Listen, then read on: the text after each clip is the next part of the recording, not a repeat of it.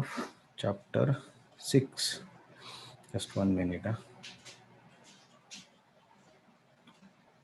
Okay. Kaschinno bhaya viprastas. Kaschinno bhaya viprashta. Viprastas. Chinna bhram evan nashyati. Chinna brahmiva nashyati. Pratishto mahabhaho. Pratishto mahabhaho. Vimudo brahmanapati. Vimudo brahmanapati. Kaschinno bhaya viprastas. Kaschinno bhaya viprashta. Chinna bhram eva nashyati. Chinna brahmiva nashyati. Pratishto mahabhaho. Pratishto mahabhaho. Vimudo brahmanah iti. Vimudo brahmanapati.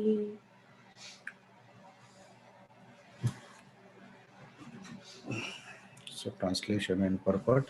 O mighty I am Krishna, does not such a man who is bewildered from the path of transcendence fall away from both spiritual and material success and perish like a riven cloud with no position in any sphere? Purport.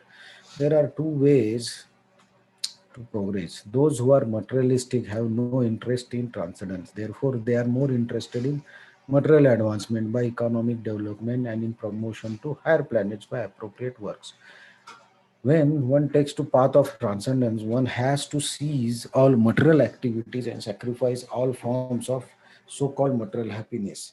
If a aspiring transcendentalist fails, then he apparently loses both ways. In other words, he can enjoy neither material happiness nor spiritual success. He has no position. He is like a riven cloud. A cloud in the sky sometimes deviates from a small cloud and joins a big one. But if it cannot join a big one, then it is blown away by the wind and becomes a non-entity in the vast sky. The Brahmana Pati is the path of transcendental realization through knowledge, knowing oneself to be spiritual in essence, part and parcel of the Supreme Lord, who is manifested as Brahman, Paramatma, and Bhagavan. Lord Sri Krishna is the fullest manifestation of Supreme Absolute Truth. And therefore, one who is surrendered to the Supreme Person is successful transcendentalist. To reach this goal of life through Brahman and Paramatma realization takes many, many births. Bahunam Janmanam Ante. Therefore, the supermost path of transcendental realization is Bhakti Yoga or Krishna consciousness, the direct method. So here we see Arjuna yesterday asked one question when he understood that controlling the mind is very difficult. And if you cannot control the mind, you cannot achieve the success of self-realization. So now Arjuna is asking the question, so if a person starts his path of self-realization, but somehow or other he discontinues from that path. So he cannot complete his transcendental journey, or he is able to complete his materialistic ways. So he's stuck in between. Right? So generally, when anybody takes up the spiritual path, then automatically we slowly reduce the worldly or material engagements and enjoyments. We replace it with spiritual things. So considering that I want to achieve the perfection of spiritual life, and so we start this path. But if somehow or other we fail to the allurements of the nature and we cannot complete, then what happens? It's a very vital and very important question, because this can happen with anyone at any time.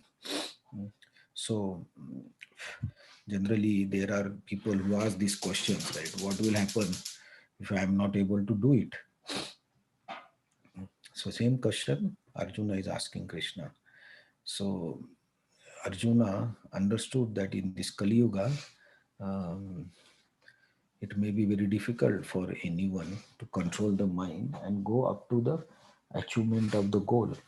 And because it's a endeavor or it's a process which is spread throughout different lifetimes, then generally anyone will be doubtful, right? So it's like that. Maybe in this lifetime I may not achieve the perfection, I may continue in the next lifetime, but Arjuna wants to make it sure by asking Krishna to tell. So that's why he has asked the question. So this question actually helps all of us, that encourages us that even so Krishna will of course answer this question in 4 5 verses. But question here Arjuna is giving the example of a cloud, right? So if we on a clear day, if we observe the clouds, we can see this phenomena: a small cloud getting away from the bulk and trying to uh, go into the another big cloud. But if there is a time lag or the wind is blowing, then the small cloud is we can actually see that small cloud, because of the size is so less and the wind and the sky, slowly disperses and vanishes. You cannot understand where it went, it just vanishes in the sky.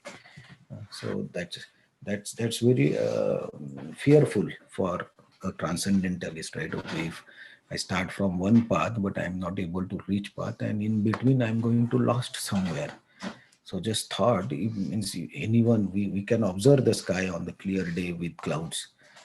It's very interesting why Krishna has given this, Arjuna has given this example, which is very related to the problem, because the identity of the cloud is lost in the vast sky.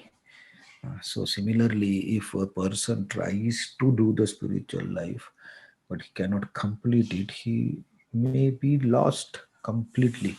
That's what Arjuna's doubt is.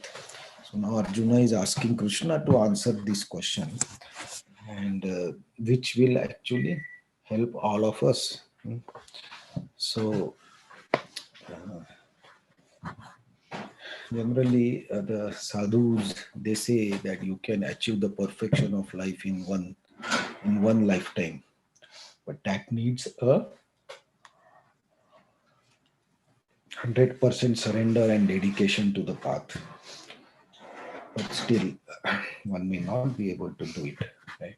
So this question now, I think next verse also, Arjuna will continue his question and he'll request Krishna to answer, and then Krishna will answer this question in 4 to 5 verses uh, about what happens to such person. So that we will see in our subsequent classes. Hare Krishna. Thank you very much. So anyone has any questions or doubts or to share something?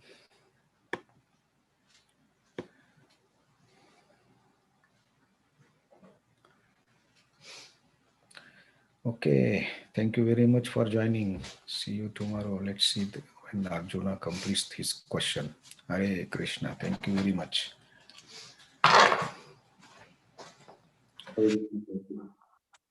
Krishna. Thank you so much. Hare Krishna, thank you so much.